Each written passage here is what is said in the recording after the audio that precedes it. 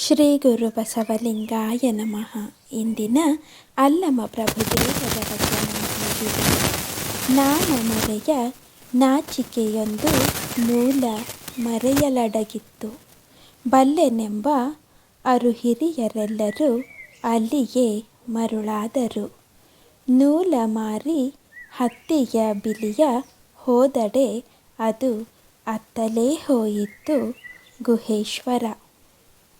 ಈ ವಚನದ ಸಾರ ಹೀಗಿದೆ. ಭಗವಂತನು ಬುದ್ಧಿಗೆ ಮೀರಿದ ಅಂದರೆ ನಾಣಗೆ ಮೀರಿದ ಸತ್ಯ.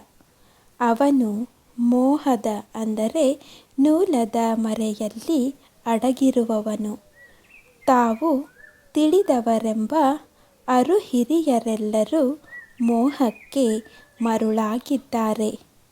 ಮೋಹವನ್ನು ತ್ಯಜಿಸಿ ಸತ್ಯದ ಅಂದರೆ ಹತ್ತಿಯ ಮೌಲ್ಯವನ್ನು ಅರಿಯ ಹೋದವನು ಮರಳಿ ಬಾರದೆ ಸತ್ಯದ ಸ್ವರೂಪವೇ ಆಗುತ್ತಾನೆ ಎಂಬ ಅಲ್ಲಮ ಪ್ರಭುಗಳ ಸ್ಪಷ್ಟ ಭಾವ ಅವರ ಈ ವಚನದಲ್ಲಿ ವ್ಯಕ್ತವಾಗಿದೆ.